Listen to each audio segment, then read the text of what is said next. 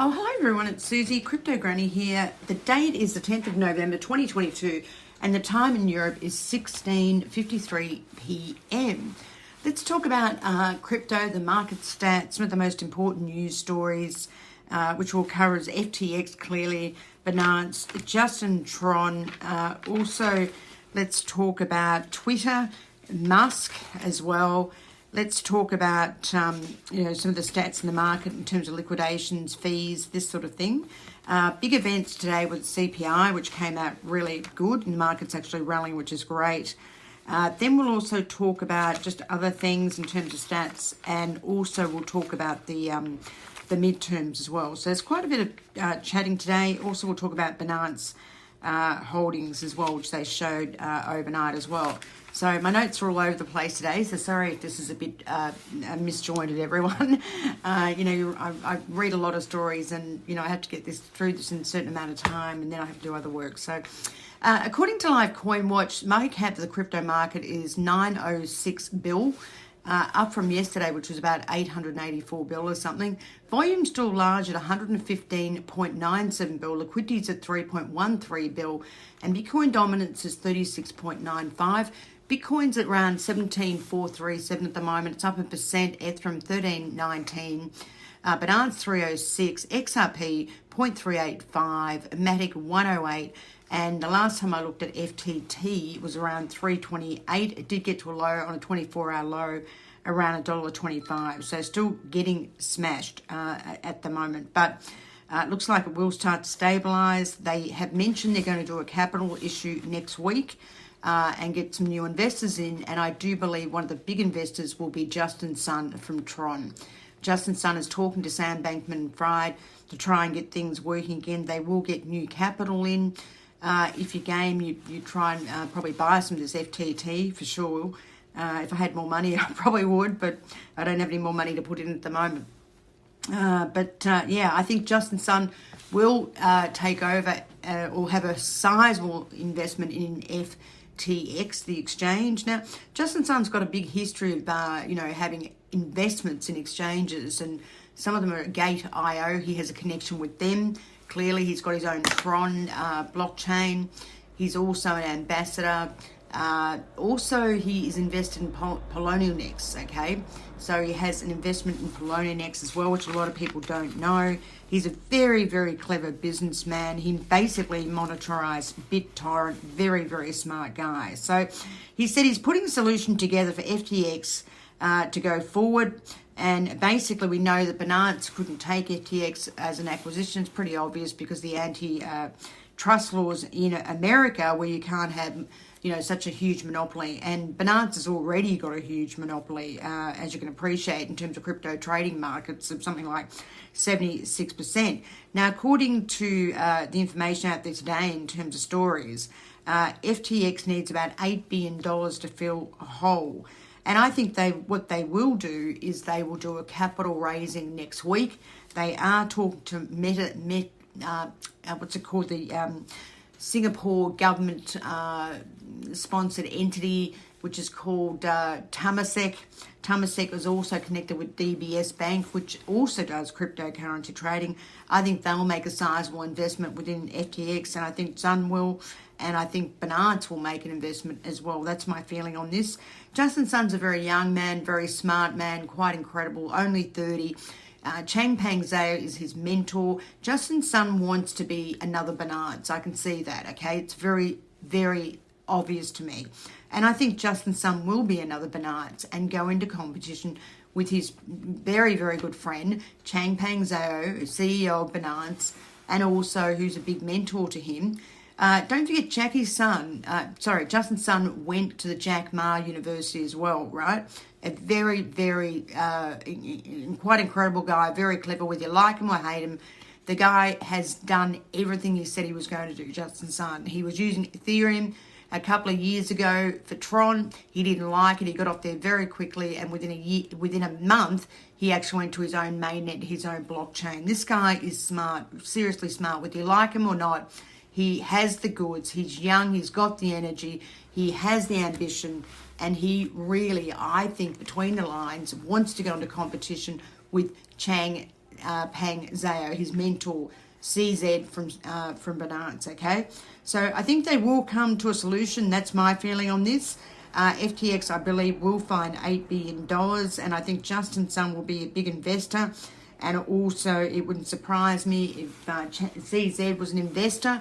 And also, Temasek, the big entity out of, and I spoke about them yesterday, the Singapore government is Temasek. They have about something like $614 billion of Singapore assets under management. It's a very big operation. They have a lot of subsidiaries, and one of them is DBS Bank, which is also doing cryptocurrency trading and using XRP, mainnet, and a lot of other incredible cryptocurrency mainnets and networks, right? So this is big. I think he will stand behind him. He also, Justin Sun made a statement that, on FTX, TRON is trading, Sun is trading, HT is trading, TRX, BitTT, all his coins that he's involved with, and Hubi.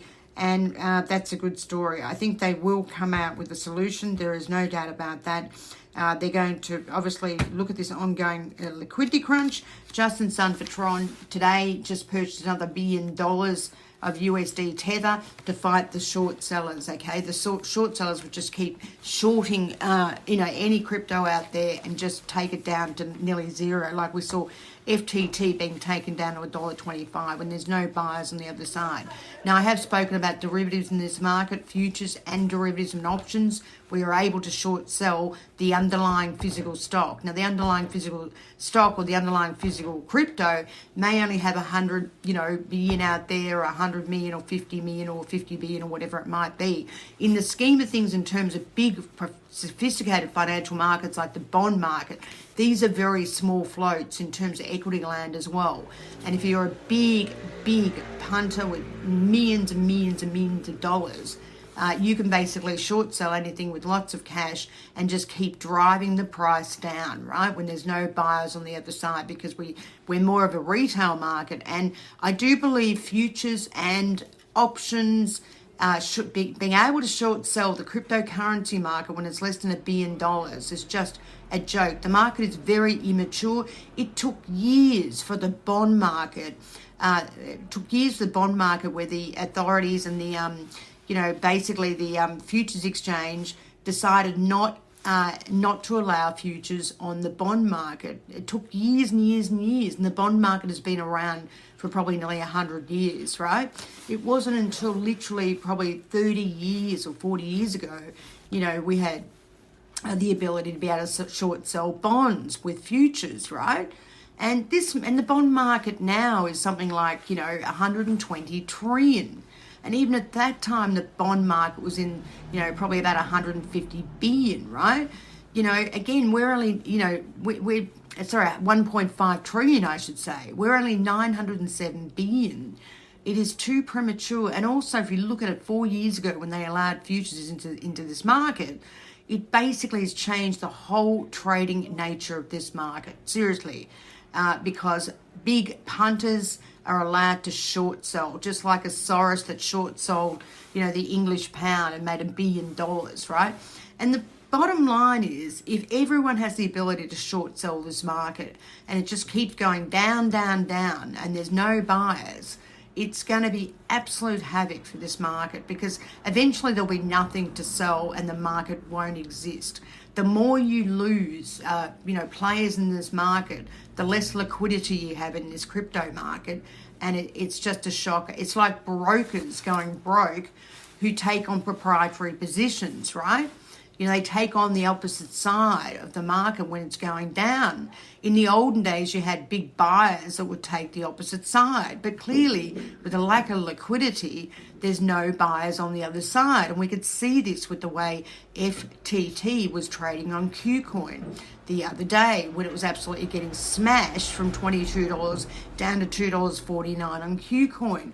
All of a sudden, the bid-offer spread is as wide as a bloody truck, right?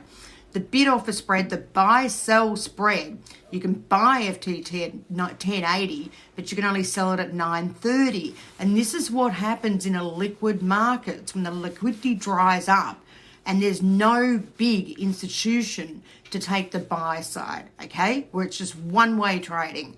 And, you know, this is created by derivatives and short selling, which are going to kill this market because no one wins. You lose a big player like FTX in this market that does a lot of volume. If that happens, you lose mass amount of liquidity in this market, okay? And what I mean by liquidity is there's no one to take the other side, and the buy-sell spreads reflect that risk, right? The wider those buy-sell spreads are, the lack of the liquidity, right?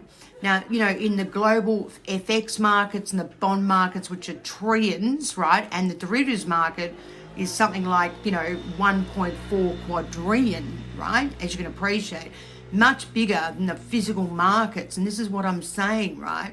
The derivatives markets are huge. You know, over-the-counter derivatives can be created endlessly, no supply limits, okay?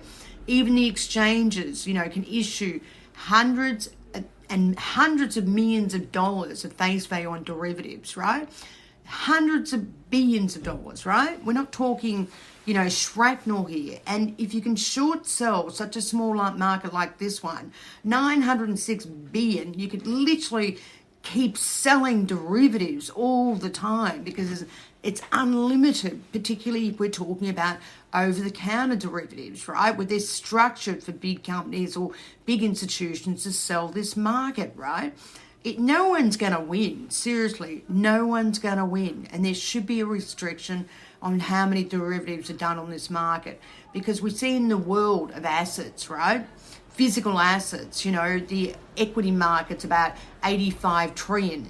You know, the bond market's, you know, 125 trillion. You know, the cash market's 50 odd trillion. You know, the real estate market is 39 trillion. You know, if you add all those up, maybe you're getting, you know, look, off the top of my head, 500 trillion. But if we're talking about a derivatives market, which they estimate at 1.4 quadrillion, you see what I'm saying? The physical market is so much smaller than the derivatives market where people just keep selling and everyone gets smashed. It doesn't help anyone. The more you lose an exchange or other players in this market, like FTX, the liquidity in this market is going to be shocking and the buy-sell spreads are going to be as wide as a house and no one wins, okay? No one wins. It's an absolute bloody shocker. And it means the short sellers can come out. They tried it with TRON a couple of months ago, but Justin Sun is cashed up to the hilt. He went and bought billions and billions of dollars, of Tether, right? Or Binance USD, right? Stablecoin, 1-for-1, right? He bought billions. And, you know, he can, keep buying against the short sellers when you've got billions. But this is the point. The derivatives market is huge and it's screwing this market down like unbelievable. And eventually, if it's not, you know, curtailed, this market could easily be smashed, okay? Easily. Now, the derivatives problem is a big one. You know, certainly a lot of people in the past have talked about the derivatives market. Absolutely, one being Warren Buffett, and when that thing comes off, it's going to be a disaster. But we won't talk about that today because there's too much to talk about, okay? Way too much to talk about today. So this is what's happening. SBF, Sam Bankman-Fried, will have a capital raising next week. There's no doubt about it. There's new investors. They will get their money. I do believe that it will happen. Some of their assets have been frozen. Tether froze 46.3 million Tether that was owned by FTX. There are other large investors that have been hit with FTT's token clearly, right? CoinShares had 30.3 million. Galaxy had nearly 77 million. Multicoin was in there. Also, Sequina, 213 million that they've written off, right? Crypto.com had less than 10,000. Kraken had 9,000 FTT crypto. And also Nexo had 0, but Nexo did sell a couple of days before the big sell-off, 219 million. So they just literally missed a shot, right? But you know, this sell-off is just unbelievable, right? And I just think it is just a shocker and a reflection of this derivatives market killing a very small physical market, a market that's only 916 billion, okay? Not a great story at all. So let's talk about Meta, Facebook. Now, Mark Zuckerberg came out and said, I'm sorry, I'm going to have to retrench people. 13% of our workforce. There's 87,000 work for Meta. They're going to get rid of something like 11,000 people. They're getting rid of people in their headquarters in Ireland. Something like, 3,000 people might, 350 people might get chopped. There's 3,000 people employed in Ireland. They have a lot of contractors, 6,000, but they're not going to get rid of them, but they're certainly going to get rid of a lot of people, right, all over the world. Now, as you know, Meta took a huge hit, $9 billion, write-off in terms of metaverse. Mark Zuckerberg came out and said the macroeconomic downturn is getting worse. We see increased competition. We're losing ad revenue. It's much lower than expected. He said he just got things wrong, including the Meta investment, you can appreciate, and he's had to do this and take responsibility and sack a lot of people, unfortunately. Now, in the tech area, we're seeing a lot of people being sacked. Zendesk are getting rid of people. We're seeing Apple getting rid of people, Intel, Meta clearly, Microsoft, Google, Hewlett-Packard, huge amounts of people. Stripe, Lyft, the name goes on, everything goes on, right? Amazon, is freezing their workforce and probably getting rid of people as well. It's just a shocker what's happening out there. People are losing their jobs, right, everywhere. And this is the start of it, right?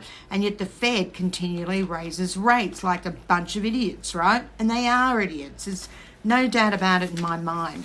They have rate hiked too quickly. It is killing people, right? And we see that, in other different, fundamental economic events, i.e. people are getting rid of their animals. They can't afford to, feed big dogs. The cost of meat through the world is through the roof.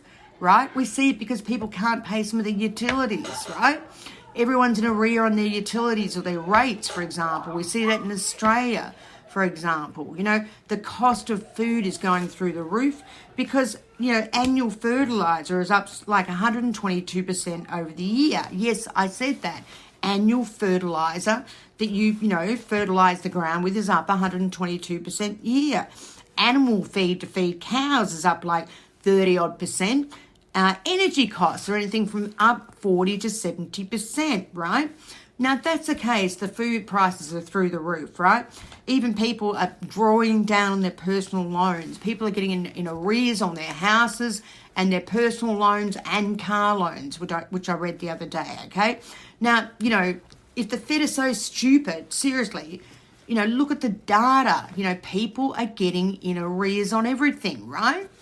No one has got any savings. It's a shocker, an absolute shocker. And yet continued job claims, according to the stats, which I don't believe, I think they're higher than this, are still 1.493 million every week for people that are getting the dole or unemployment benefits. But I don't believe these figures for a minute. I think they're much higher than that because I think the government lies about how many people are unemployed, right? Don't believe it for a minute, okay? So, we got the Facebook thing. We got the Twitter thing, right? We know that 3,700 people lost their jobs with Twitter, right? And, Musk now expects no people working from remotely because he doesn't believe in it. And he expects people to be in the office 40 hours a minimum a week, right? He expects people to work. Now he wants to obviously gain revenue on Twitter. If you work out revenue of $8 per person, $200 million clients, that's a lot of revenue in a year. And why shouldn't Twitter charge for it? Seriously, it gets rid of trading bots and anonymous people and everything else, right? And it keeps the data in Twitter, much more honest and truthful, right? So I agree with Musk. He's a serious businessman. He's a genius. Twitter to me in the past sounded like the public service, fair income. One of the people that worked with client services was allowed, to do some day of, making her feel happy, and she was allowed to take pilot lessons. I mean, get real. Who gets paid for pilot lessons when it's not even related to what you do? I mean, seriously, you got to question the whole operation of Twitter, seriously, before Musk came in. I think Musk is absolutely bloody right. Absolutely, right?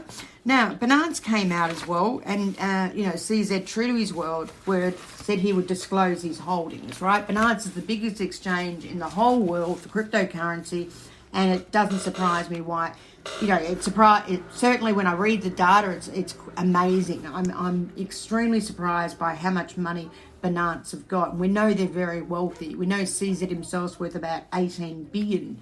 But the exchange is worth, hundreds of billions, right? Binance showed its holdings, and they hold 58 million of BNB, which is 16 odd billion. They hold 475,000 Bitcoin, which is near 8 billion. They hold 4.8 million of Ethereum, which is near 6 billion. In total, they hold literally just these three assets in the exchange in cold wallets, about 31 billion. It's no wonder that Binance is the monopoly it is and is expanding everywhere in the world, and they're looking for people all over the world. Even in Holland, they're looking for over 600 people to go and work with them. So, very interesting. And then when you compare that to, say, Genesis or the exchanges, other exchanges, Binance are growing all the time.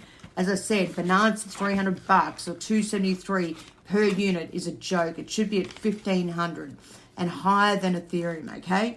And I'm a big believer in that, right? Big believer. The Binance is an amazing story. Just a couple of little stories. Bitcoin ATM in Canada increased 28% over the year. We're seeing a lot of Bitcoin ATMs all over the place, particularly in the US and everywhere else, right? What else we got today? What else have I got today? Okay. Another story I want to mention is an Australian story, another hack in Australia. This one's not Optus, but this is Medibank, a health insurer, which has 9.7 million clients, and they got hacked. And, as you can appreciate, corporates are centralized databases, okay? So all the information of everyone they've got on, as a client, 9.7 million. Australia's got a population of 25 mil. It's nearly one person in two, which is a lot. The hackers have released files called a good list and a bad list. And, if you've done naughty things on the bad list or whatever, they're releasing that to the public, right? The reason why, clearly they got hacked, Medibank, is because, their system is decentralized. With Bitcoin, it's impossible to hack Bitcoin. You have to get 51% control of the network, and you have to literally hack about 12,000 nodes. Pretty hard to do, people, seriously. So, the hackers have asked for $10 million. They've said, if you don't give us this money, we're going to release everything and post it everywhere else. Names of people, all the details, who's got mental illness, bipolar, whatnot. It could be quite embarrassing for some people, seriously. I mean, this is unbelievable. And the same thing happened, a couple of months ago with Optus, the same story. So what this says is everyone needs decentralized technology. Decentralized technology. Everyone that sells crypto markets forget about the decentralized technology, right? Think about it. Binance is going to be another Google, right? Another Apple. Apple, Google, if they don't get into cryptocurrency technology, they're all old tech, and they're gone, like Meta, right? They're gone. Amazon. They're all history, right? If they don't get into cryptocurrency technology. The new big companies on the block, the new technology is Ripple, XRP, right? Should be at a fortune. Binance, look at this technology, right? These are the companies that are going to be $1,500 per US in the next couple of years because of the new technology. Every other company is old technology if they don't use, crypto technology, right? Whichever mainnet it is or whatever it is, right? The technology is unbelievable, unbelievable. And it's bigger, and I'll say it again, bigger than the internet, okay? Internet came out in 1992 or 93. It's bigger than the internet, right? And these companies here that you see on crypto land are just cheap as chips. Binance is cheap, right? XRP is cheap. The technology of some of these companies is unbelievable. Link, cheap. Technology, incredible. Polkadot, cheap. Technology, incredible. Chiles, I can list, 100 coins that have the fundamentals, the technology, and the liquidity, providing you don't get short sellers selling as many futures and derivatives that they want because there's no control. Seriously, I mean, these are the companies of, you know, of the new era, right? Like Nexo, for example. The list goes on and on. Anyway, what else do I want to talk about today? Let me look at my notes here. Let's just, you know, one of the big figures that came out today was USDJPY. They were expecting 7.9 year on year. They got 7.7, which was great. The equity market rallied literally about 3.5%. It got up to, the Dow got up to 33,468. It's currently at 33,417. The US dollar got smashed. It's down 455 pips.